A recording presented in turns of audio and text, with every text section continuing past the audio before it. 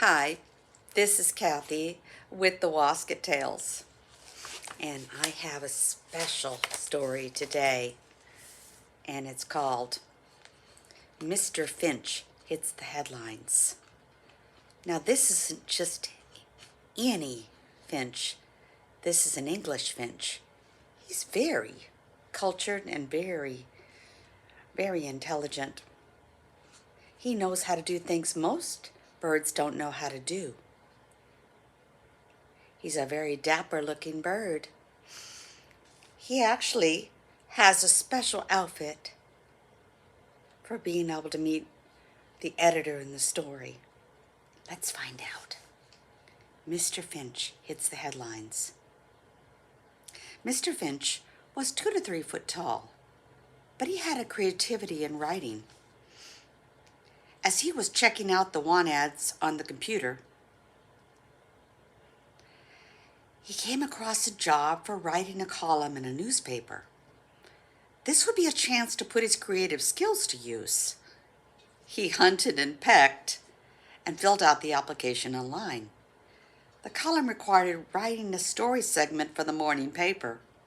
He pecked and pecked until he could find the right topics. At last, he submitted his topic. He waited, and he went to his email, and surprisingly, he found out he got the job.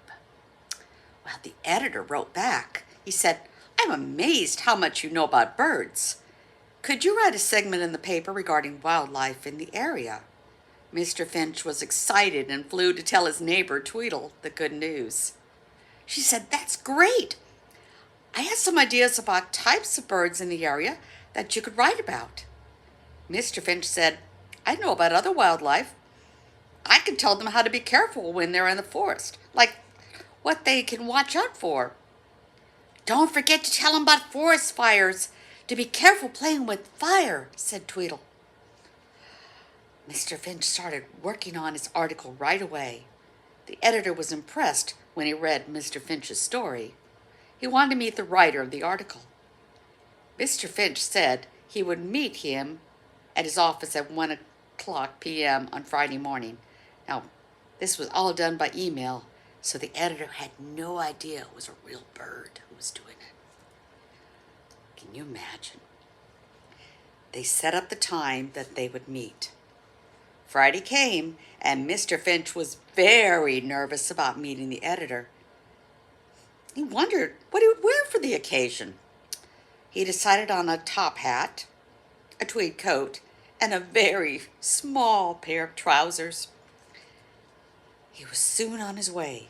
At 12:45 p.m., the editor was sitting on his desk waiting for Mr. Finch.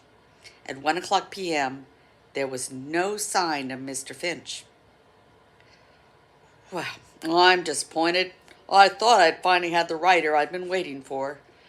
The editor sighed. He asked his secretary, "Have we gotten a call from Mr. Finch? It looks like he's late." "No," said the secretary.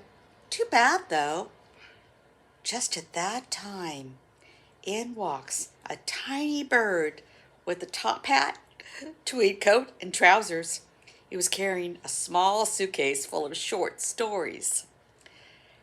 "Hello," said Mr. Finch. "Is that Mr. Finch?" said the editor. "Where are you?" "I'm down here," said Mr. Finch. He found his way up to the chair and onto the desk. The editor was taken back by this dapper-looking bird. "Well, I'll say one thing for you. You are clean and well-dressed. I really like your work. Now I know how you can tell such vivid stories about birds." Mr. Finch flipped his top hat and said, "It's so nice to meet you. So you are the big man of the company." "Yes," the editor laughed. "I guess I am." The editor and Mr. Finch sat down for a cup of tea. Well, Mr. Finch continued to write stories.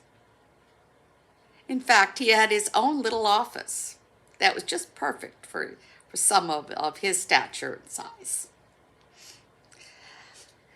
Well, Mr. Finch taught young and old the importance of understanding and taking care of the forest. That's one of our episodes about Mr. Finch. It's the headlines. Well, this is Kathy Waskett, and if you're interested in these stories, please subscribe. Love to be able to tell you another adventure as we go through the Waskett tales. Thanks. God bless and keep you safe.